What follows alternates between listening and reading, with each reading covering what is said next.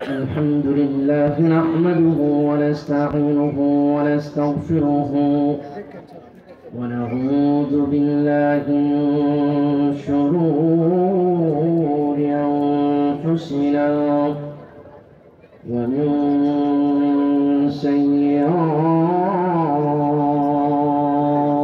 سيئات أعمالنا من يهده الله فلا مضل له ومن يضلل فلا هادي له واشهد ان لا اله الا الله وحده لا شريك له واشهد ان سيدنا ومولانا محمدا عبده ورسوله الذي أرسله بالحق بشيرا ونذيرا وداعيا إلى الله بإذنه وسراجا منيرا أما بعد فأعوذ بالله من الشيطان الرجيم بسم الله الرحمن الرحيم تبت يدا أبي لهب وتب ما أغنى عنه ماله وما كسب سيصلى نارا ذات لهب وامرأته حمالة الحطب في جيدها حبل من مسد وقال رسول الله صلى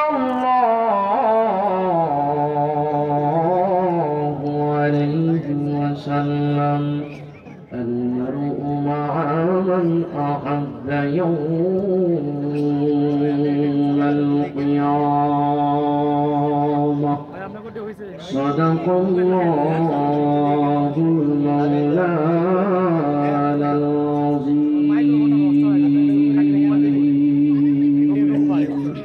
شكرا لجود إبراهيم بكر اللهم صل على محمد وعلى آل محمد كما صليت على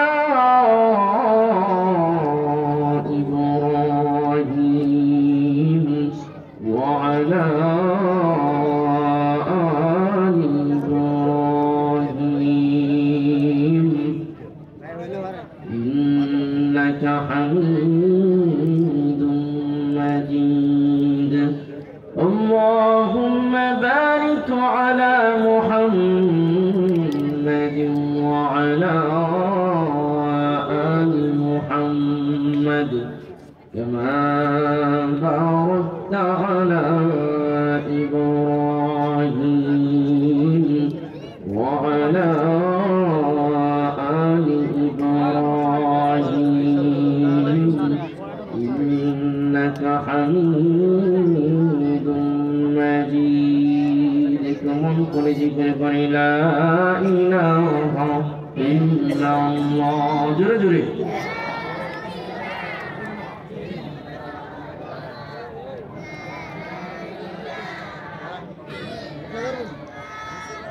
لا إله إلا الله লা ইলাহা ইল্লাল্লাহ লা ইলাহা ইল্লাল্লাহ দরগায় আমি আর উৎসব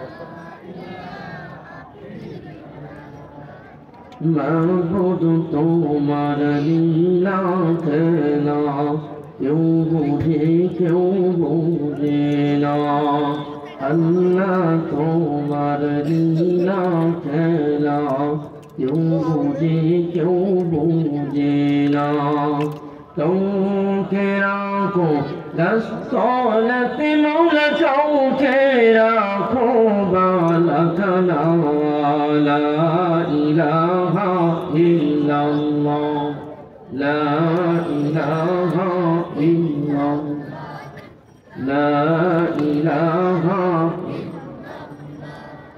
লা ইলাহা ইল্লাল্লাহ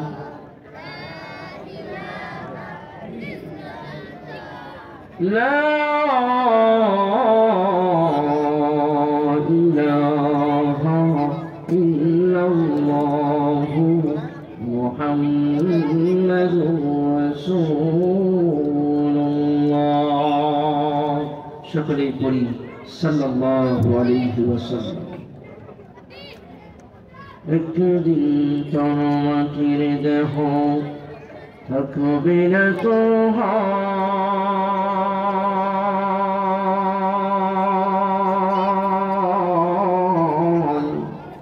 মাটির দেহ মাটির সাথে মিশিবে ধুলায় ঠিক না এই যে এত সুন্দর দেহ যে দেহের এত দাম এত নাম এত সুনাম এত সুখ্যাতি যে দেহের মধ্যে এত দামি দামি লোশন ক্রিম ব্যবহার করি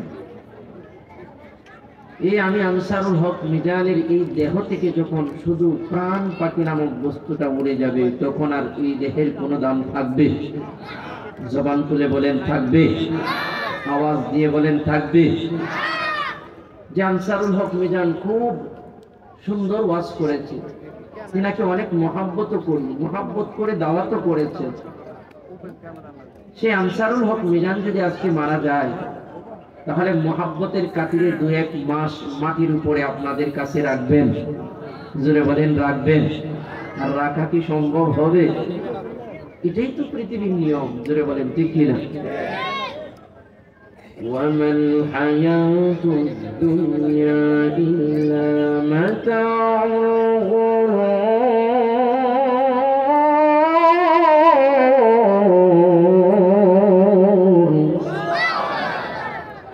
মহান রব্বুল আলামিন 1450 বছর পূর্বেই জানায়া দিচ্ছেন হে মানব মণ্ডল যে দুনিয়ার জন্য তুমি এত পাগল যে দুনিয়ার জন্য তুমি এত পেরেশান যে দুনিয়ার জন্য তুমি মাথার গাম পায়ে ফেলাইয়া জীবন যৌবন সব বিসর্জন করে দিচ্ছ এই দুনিয়া একদিন লাথি মেরে তোমার অন্ধকার কবরে নামায়া দিবে জোরে বলেন ঠিক কি না অন্ধকার কবরে যেতে চাই বা না চাই ইচ্ছে থাকুক বা না থাকুক মরার পরে মাটির নিচে যাওয়া লাগবে কি লাগবে না জবান খুলে বলেন লাগবে কি লাগবে না আর মাটির নিচে যে যাওয়া লাগবে বিশ্বাস হয় কি হয় না এই বিষয় নিয়ে কারো কোনো ইখতিলাফ নাই সকল ধর্মের সকল বর্ণের সমস্ত মানুষ একমত মরা লাগবে জোরে বলেন ঠিক কি না এটা সবাই বিশ্বাস করে পৃথিবীতে চিরদিন বেঁচে থাকা সম্ভব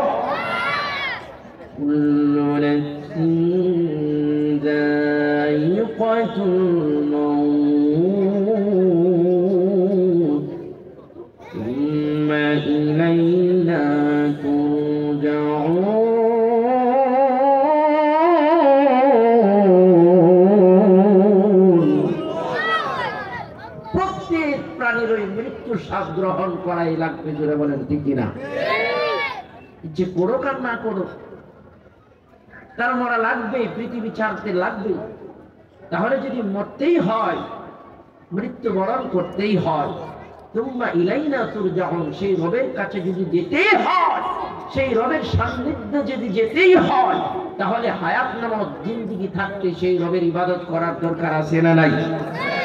জোরে বলেন আছে না নাই? সেই রবের হুকুম মানার দরকার আছে না নাই? তাহলে আজকে থেকে সেই রবের হুকুমগুলো কে কে মানবেন একটু হাত তুলে আল্লাহকে দেখান। নারে তাকবীর, নারে তাকবীর। হাত নামা। একদিন তোর মাটির দেহ থাকবে না তো হয়,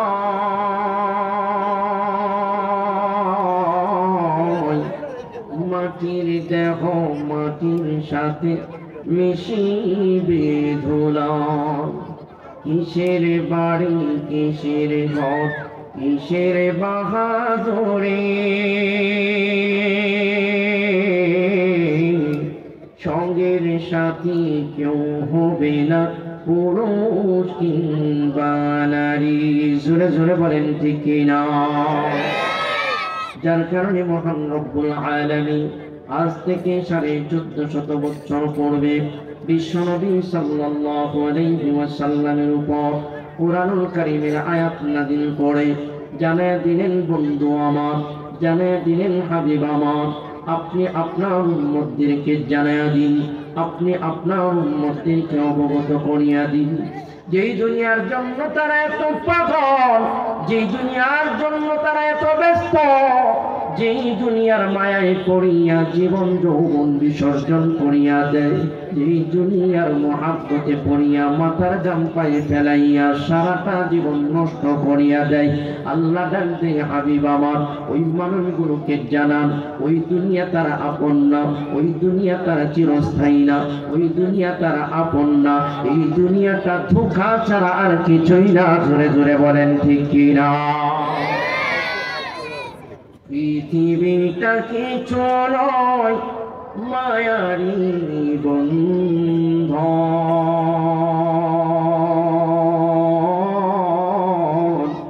মরার পরে কেহ থাকবে না তো আপন, মরার পরে কেহ থাকবে না তো আপন।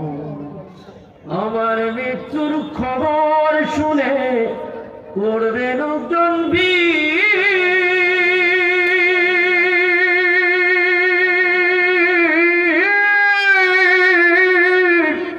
আপন জনে কাঁদতে কাঁদতে হইবে অস্থির গো, হইবে অস্থির। কেউ বা করবে গরম পানি, কেউ বা করবে গরম পানি, কেউ বা মাটি খনন,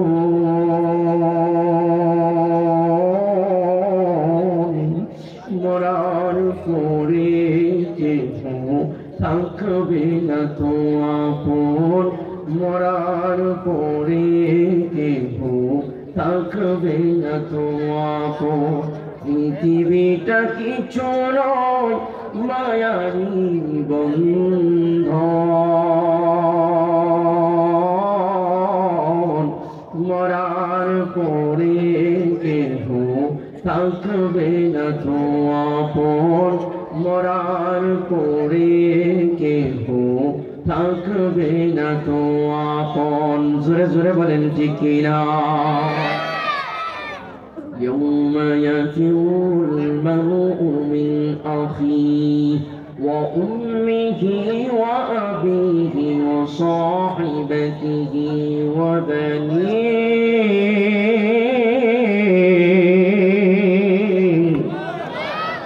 যার কারণে মহান রব্বুল আলামিন আজ থেকে 1450 বছর পূর্বে কুরআনুল কারীমের 30 নম্বর পারা সূরাতুল আবাসার আয়াত নাযিল করে জানায়া দিলেন, হাবিব আমার, বন্ধু আমার, আপনি আপনার উম্মতদেরকে জানায়া দিন, যেই দুনিয়ার জন্য তারা এত পাগল, যেই দুনিয়ার মানুষের জন্য তারা এত পাগল, যেই দুনিয়ার মানুষের জন্য তারা এত পেরেশান, যেই দুনিয়ার মানুষের মহাব্বতে তারা এত ব্যস্ত, এই দুনিয়ার মানুষ আপন থাকবে না। কিয়ামতের ময়দান যেদিন কায়েম হবে, সেদিন মা সন্তানকে দেখে পলায়ন করবে, সন্তান মাকে দেখে পলায়ন করবে, বাবা সন্তানকে দেখে পলায়ন করবে, সন্তান বাবাকে দেখে পলায়ন করবে, ভাই ভাইকে দেখে পলায়ন করবে, ভাই বোনকে দেখে পলায়ন করবে, বোন ভাইকে দেখে পলায়ন করবে। সেদিন আল্লাহ ছাড়া কেউ আপন থাকবে না। জোরে জোরে বলেন ঠিক কি না? আল্লাহ আমার রব, এই রবি আমার সব, দমে দমে তনু মনে তারি অনুভব, দমে দমে তনু মনে তারি অনুভব। তোমার দুনিয়াতে আমি যেদিকে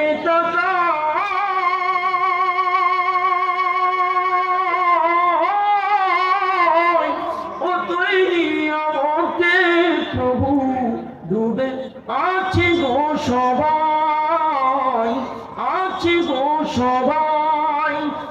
পাকালির গানেও শুনি, পাকালির গানেও শুনি, তসবিহ করো,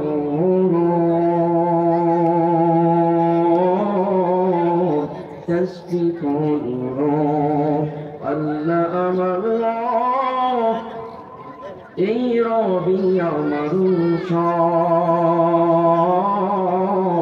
দমে দমে তনু মনে তারি অনুভব, দমে দমে তনু মনে তারি অনুভব। জোরে জোরে বলেন ঠিক কিনা? তাহলে কিয়ামতের ময়দানে আপনার আমার আপন থাকবে কে? আরো জোরে বলেন, জবান খুলে বলেন। তাহলে যেই আল্লাহ ছাড়া আপনার আমার কোনো আপন থাকবে না, যেই রব ছাড়া আপনার আমার কোনো আপন থাকবে না, যেই মালিক ছাড়া আপনার আমার কেউ আপন থাকবে না, যেই রব ছাড়া আপনার আমার আপন কেউ থাকবে না, আল্লাহ ডাক দেয় গোলাম, আমি মাওলা ছাড়া যদি তোমার কেউ আপন না থাকে, আমি মাওলা ছাড়া যদি তোমার কেউ মহব্বতের না থাকে, আমি মাওলা ছাড়া যদি কিয়ামতের ময়দানে তোমাকে কেউ সাহায্য না করে, ও গোলাম তাহলে দুনিয়া থেকে আমার আমার কাজ করো, দুনিয়া থেকে আমার হুকুম পালন করো। আল্লাহ ডাক দেয় যদি আমার হুকুম পালন করতে পারো, জাযাউহুম ইনদা রাব্বিহিম, তোমার রবের কাছে তোমার জন্য প্রতিদান আছে, জান্নাত নামক পুরস্কার। জোরে জোরে বলেন সুবহানাল্লাহ। এই কারণে মাওলার হুকুম মেনে জান্নাতের অধিকারী হওয়ার দরকার আছে না নাই? আমরা জান্নাতি হতে চাই কি চাই না? আরো জোরে বলেন, চাই কি চাই না? আল্লাহু আকবার। আর যদি জান্নাতি হতে চাই তাহলে ইবাদত করতে হবে কার? জোরে বলেন কার? সেই আল্লাহর ইবাদত করার তৌফিক দান করুক। সকলে বলেন আমিন। আর জোরে বলেন আমিন। আলহামদুলিল্লাহ। আজকে এই মাহফিলে উপস্থিত রয়েছেন সম্মানিত শ্রদ্ধাভাজন সভাপতি, উপস্থিত রয়েছেন আজকে মাহফিলে আমার সেরতাজ সমতুল্য উলামায়ে কেরাম, উপস্থিত রয়েছেন আমার পিতৃ সমতুল্য মুরব্বিয়ানে ইজম ও আমার যুবক ভাইয়েরা ও বন্ধুরা ও পর্দার অন্তর আড়ালের মা ও বোনেরা, উপস্থিত রয়েছেন ছোট্ট মাদ্রাসার তালাবুল ইলম ছাত্র ভাইয়েরা ও ছাত্রী বোনেরা, উপস্থিত রয়েছেন দূর দূরান্ত থেকে আগত ইসলাম প্রিয় মুসলমান ভাই ও পর্দার আড়ালের বোনেরা। আমরা সকলে মিলে মহান আল্লাহ সুবহানাহু ওয়া তাআলার দরবারে মন খুলে প্রাণ খুলে কালিমাতু শুকর আদায় করছি যে মহান রব্বুল আলামিন আপনাদেরকে আমাকে দুনিয়ার সমস্ত কাজ থেকে পৃথক করে এই জান্নাতের বাগানে আসার বসার কিছু কথা বলার এবং শোনার সুযোগ করে দিয়েছেন। তাই সকলে অন্তরের অন্তরস্থল থেকে কালিমাতু শুকর আদায় করছি আলহামদুলিল্লাহ।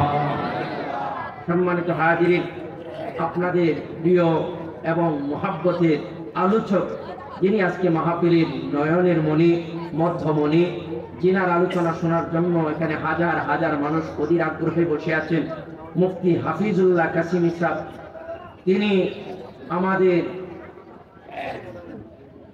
তিনি ইনশাআল্লাহ মাহফিলের মাদ্রাসায় এসে পৌঁছেছেন। আলহামদুলিল্লাহ, আপনাদের খুব মহাব্বতের মানুষ। তিনি আসার আগ পর্যন্ত কিছু আলোচনা করব, শোনা যাবে তো ইনশাআল্লাহ?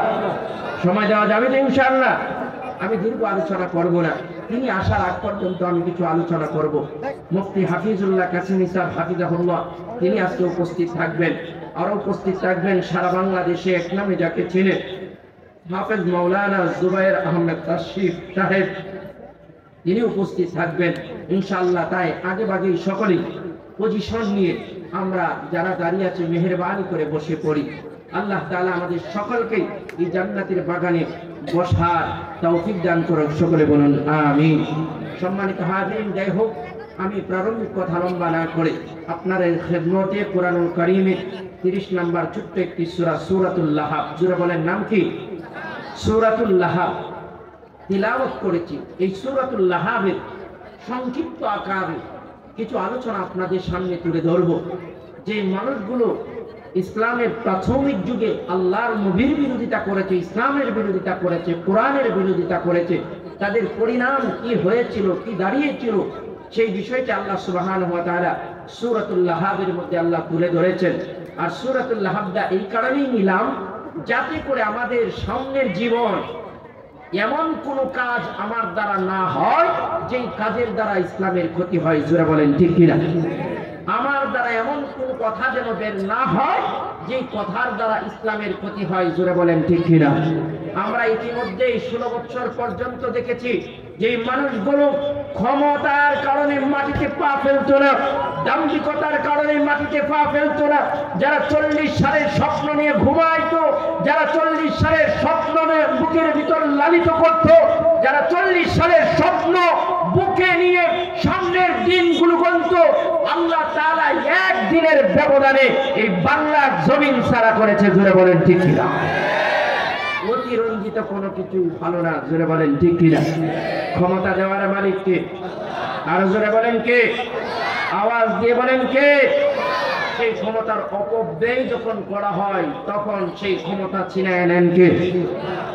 আল্লাহ বলে, আমি নমরুদকে ক্ষমতা দিলাম আমার জমিনে দেখে, আমার খেয়ে, আমার পরে, আমার দিনের বিরোধিতা যখন শুরু করে দিল, আমার নবী ইব্রাহিমের বিরোধিতা যখন শুরু করে দিল, আমি কোন বড় প্রাণীর দ্বারা নয়, ল্যাংড়া একটি মশার দ্বারা সেই নমরুদকে জুতা পিটা করতে করতে জমিনের বুক থেকে লাঞ্ছিত, অপমানিত, অপদস্থ করে বিদায় করেছিলাম।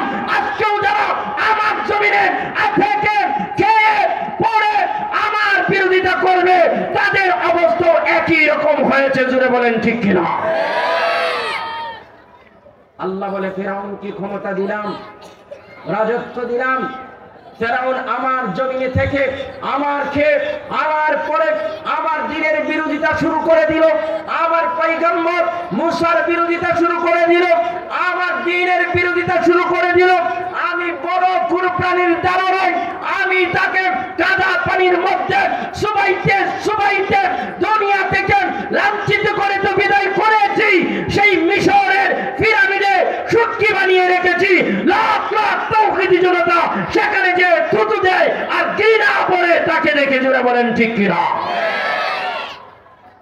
তাদের এই এমন পরিণতি হওয়ার পিছনে একটাই মাত্র কারণ, বিরোধিতা করেছে কার?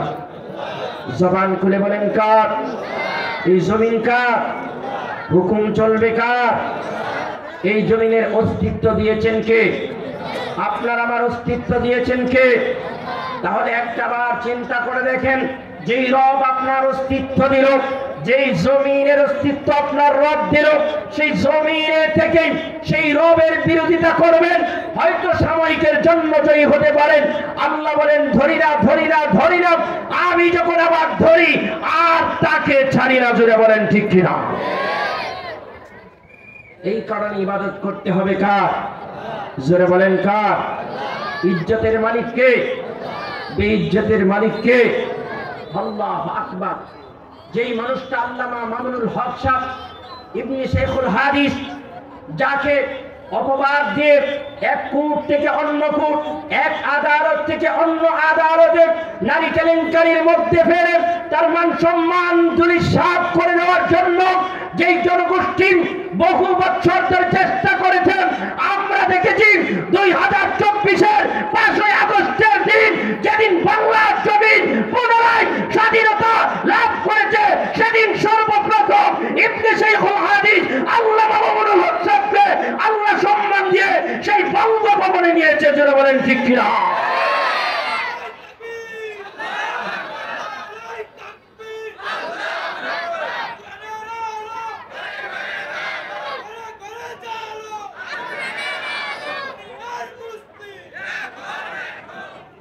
শুধু তাই নয়, আমরা দেখেছি যে এই মানুষগুলোর চোখের পানিতে গাল ভিজেছে, দাড়ি ভিজেছে।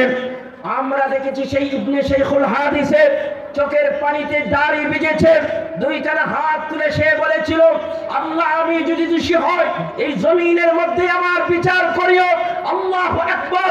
আল্লাহ প্রমাণ করে দিয়েছেন ইবনে শাইখুল হাদিস সেদিন দোষী ছিল না, কারণ আল্লাহ যদি দোষী থাকতো তাহলে ইবনে শাইখুল হাদিসকে আল্লাহ এত সম্মান দিত না। জোরে বলেন ঠিক কিনা?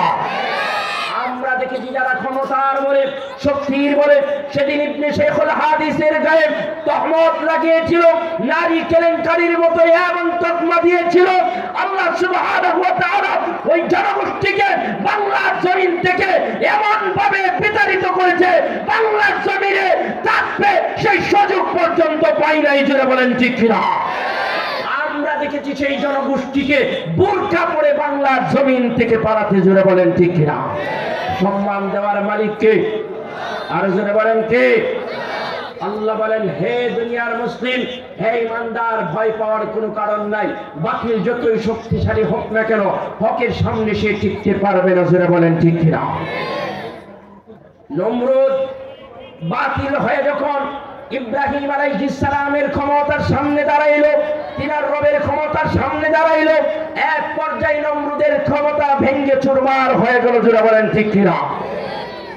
এইভাবে ফিরআউন যখন আল্লাহর ক্ষমতার সামনে বাতিল শক্তি নিয়ে দাঁড়াইলো, এক পর্যায়ে তার ক্ষমতাও ভেঙে চুরমার হয়ে গেছে। ঠিক তেমনি ভাবে আমরা গত 16 বছরে দেখেছি যেই জনগোষ্ঠী মাহফিল করতেও তাদের অনুমতি লাগতো, ইসলামিক কোন সেমিনার করতেও তাদের অনুমতি লাগতো, আল্লাহর জমিনে আল্লাহর কথা হবে সেই অনুমতি যাদের লাগতো, আল্লাহ কই তাদেরকে এমন ভাবে দুনিয়া থেকে বিদায় করব, জমিন থেকে বিতাড়িত করব, মাতৃভূমি যারা করব। জোরে বলেন ঠিক কিনা? ক্ষমতা কার? জোরে বলেন কার? এই কারণে ক্ষমতার অপব্যয় করা যাবে? জোরে বলেন যাবে? এটা শুধু ওই জনগোষ্ঠীর শিক্ষা না, আমাদেরও শিক্ষা। আমাদেরও শিক্ষা এখানে আসে না নাই? একদল স্বৈরা শাসক গেল, এখন যদি আমরাও স্বৈরা শাসক হয়ে যাই, আমাদের কপালে এমন দুর্গতি আসতে পারে কি পারে না? জোরে বলেন পারে কি পারে না? ইতিমধ্যে দেখা যাচ্ছে একদল চাঁদাবাজি, লুণ্ঠন, বিভিন্ন রকম রাহাজানিতে নেমে গেছে। জোরে বলেন আছে না নাই? শিক্ষা নাও, অপরাধের ক্ষমা নেই। আল্লাহ বলে আমি ধরি না, ধরলে ছাড়ি না।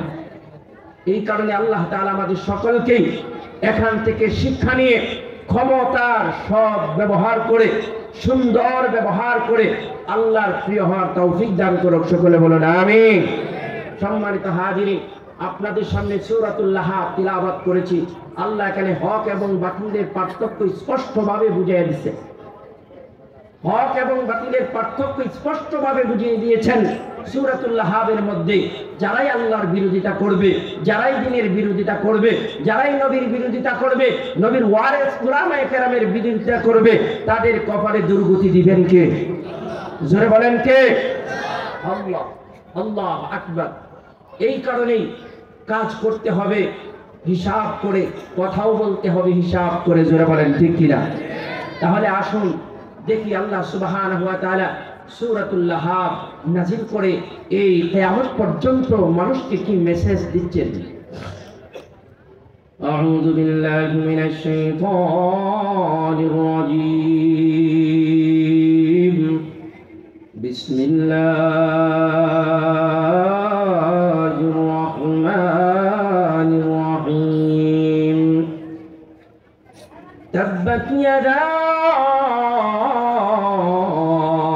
أبي لهب وتب ما أغنى عنه ماله وما كسب سيصلى نارا ذات لهب وامرأته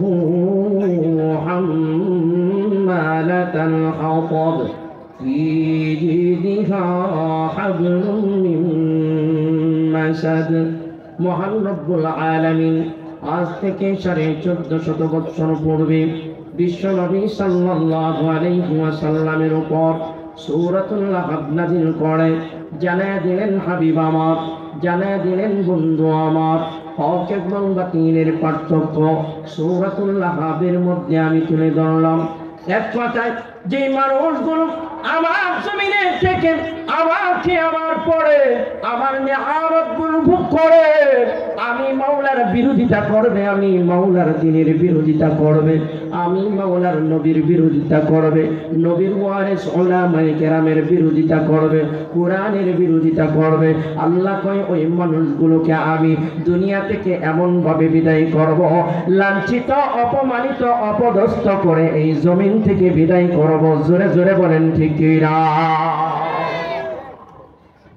মুফাসসিরিন কেরাম সূরাতুল লাহবের শানে নুজুলের মধ্যে বর্ণনা করেন আল্লাহর নবীর চাচা আবু লাহাব সম্পর্কে এই সূরা কেন আল্লাহ নাযিল করলেন। আল্লাহর নবী